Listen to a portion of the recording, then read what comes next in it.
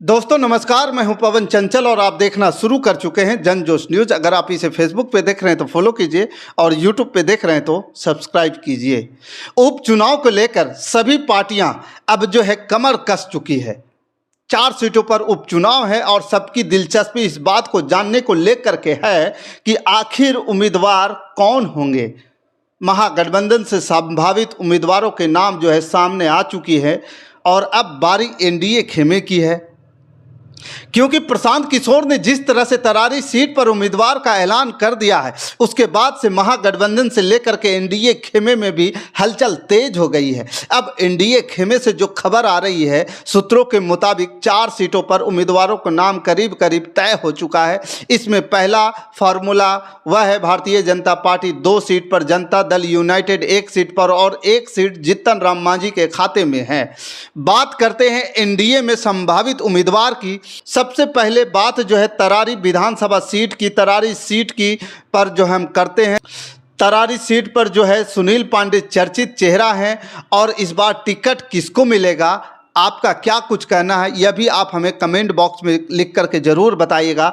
जानकारी हम आपको देने जा रहे हैं वह जानकारी जुड़ा हुआ है उनके बेटे से, यानी यह खबर है कि विशाल प्रशांत को यहाँ से टिकट भारतीय जनता पार्टी दे सकती है, जो कि सुनील पांडे के बेटे हैं। इमामगंज सीट जीतन राम मांझी के खाते में थी। आपको मालूम है कि इमामगंज से जीतन राम मांझी विधायक हुआ करते थे, अब चुनाव जीतकर केंद्र में गए हैं और केंद्र में अब केंद्रीय मंत्री हैं। सांसद बनने के बाद इस सीट पर दीपा संतोष मांझी यानी कि जीतन राम मांझी जी की बहू को टिकट दिया जा सकता है।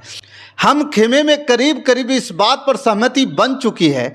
बयान भी सामने आ चुका है कि जेडीयू ने कह दिया था कि इमामगंज सीट चूंकि मांझी के खाते की सीट है, तो यहाँ से जीतन राम मांझी के परिवार को ही कोई ना कोई चुनाव लड़ेंगे। यह पहले से भी तय माना जा रहा था। अब नाम दीपा संतोष मांझी का यहाँ सबसे आगे चल रहा है। रामगढ़ सीट से बात कर लेते हैं तो रामगढ़ सीट से अशोक सिंह को टिकट दी जाने की चर्चा है और रामगढ़ सीट वैसे तो यह सीट आरजेडी के खाते में थी। आपको मालूम है कि यहाँ से जो सांसद बन गए हैं वो जगदानंद सिंह के बेटे, आपको मालूम है यहाँ से सुधाकर सिंह विधायक हुआ करते थे, अब केंद्र में चले गए हैं, सांसद बन गए हैं। बेलागंज सीट सबसे महत्वपूर्ण सीट जदयू की तरफ से है और यहाँ पर उम्मीदवार दिया जाना है, लेकिन जदयू खेमे से नाम किसका होगा अभी इस पर सहमति नहीं बन पाई है।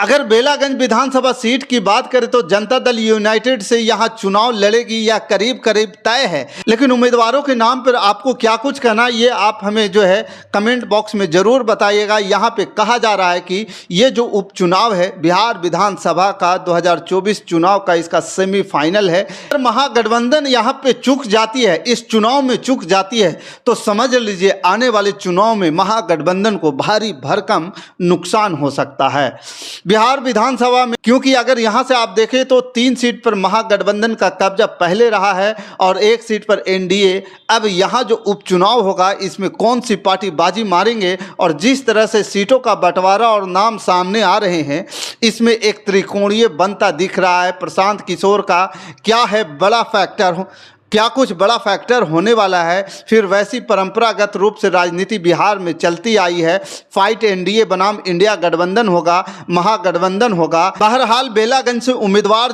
काफ़ी चर्चा में है और इसमें चर्चा ये हो रहा है कि राजद खेमे से महागठबंधन खेमे से सुरेंद्र प्रसाद यादव के बेटे विश्वनाथ यादव को मैदान में उतारने की तैयारी चल रही है। और दूसरी तरफ जो अपोजिट पार्टी होगी वो भी एक दिग्गज नेता के तरफ से होंगे, जदयू के तरफ से एनडीए के तरफ से जदयू पार्टी के तरफ से मनोरमा देवी या मनोरमा देवी के पुत्र को उतारा जा सकता है।